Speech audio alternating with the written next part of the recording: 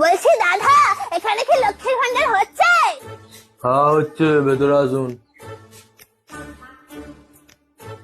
হ্যাঁ, তা বয়স কত আছে? কেন, আমাকে দেখে বয়স বোঝা যাচ্ছে না? ওরম ভাবে হয় নাকি? দেখি আধার কার্ড বার করুন দেখি।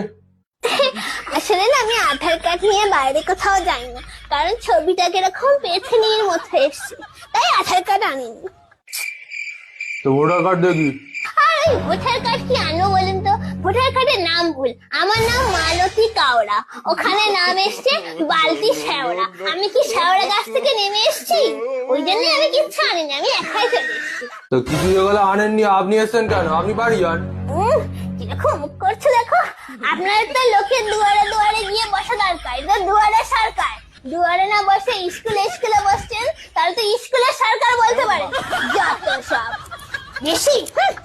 বলছি দাদা,